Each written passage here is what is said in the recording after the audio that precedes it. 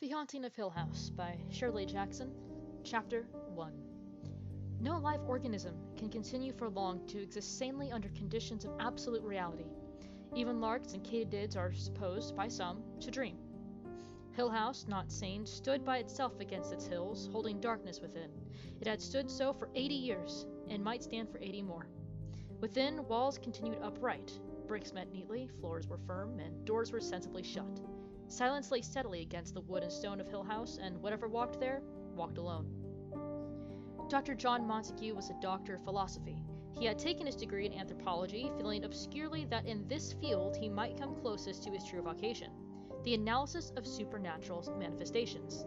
He was scrupulous about the use of his title because, his investigations being so utterly unscientific, he hoped to borrow an air of respectability, even scholarly authority, from his education. It had cost him a good deal, in money and pride, since he was not a begging man, to rent Hill House for 3 months, but he had expected absolutely to be compensated for his pains by the sensation following upon the publication of his definitive work on the causes and effects of psychic disturbances in a house commonly known as haunted. He had been looking for an honestly haunted house all his life. When he had heard of Hill House, he had been at first doubtful, then hopeful, then indefatigable. This is only for my friends, so if I mess up, it's fine. He was not the man to let go of Hill House once he had found it. Dr. Montague's intentions with regard to Hill House derived from the methods of the intrepid 19th century ghost hunters. He was going to go and live in Hill House and see what happened there. It was his intention, at first, to follow the example of the anonymous lady who went to stay at the Balshan House and ran a summer-long house party for skeptics and believers, with croquet and ghost watching as the outstanding attractions. But skeptics, believers, and good croquet players are harder to come by today. Dr. Montague was forced to engage in assistance.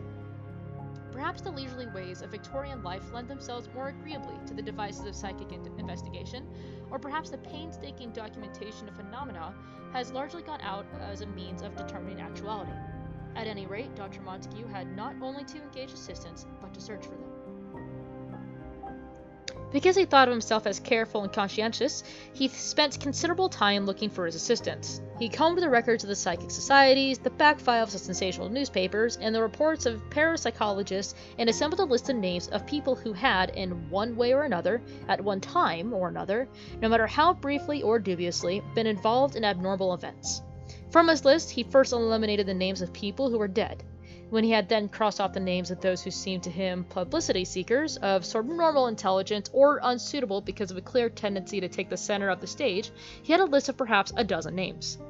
Each of these people then received a letter from Dr. Montague extending an invitation to spend all or part of a summer at a comfortable country house, old but perfectly equipped with plumbing, electricity, central heating, and clean mattresses. The purpose of their stay, the letter stated clearly, was to observe and explore the various unsavory stories which had been circulated about the house for most of its 80 years of existence. Dr. Montague's letters did not say openly that Hill House was haunted, because Dr. Montague was a man of science, and until he had actually experienced a psychic manifestation in Hill House, he would not trust his luck too far. Consequently, his letters had a certain ambiguous dignity, calculated to catch at the imagination of a very special sort of reader.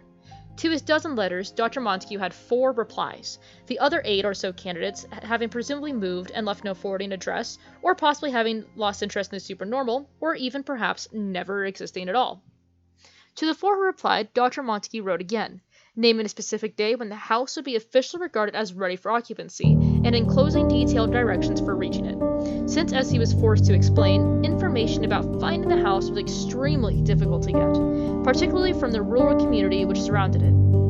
On the day before he was ready to leave for Hill House, Dr. Montague was persuaded to take into his select company a representative of the family who owned the house, and a telegram arrived from one of his candidates, backing out with a clearly manufactured excuse. Another never came, or wrote, perhaps because of some pressing personal problem which had intervened. The other 2 came. End of chapter 1.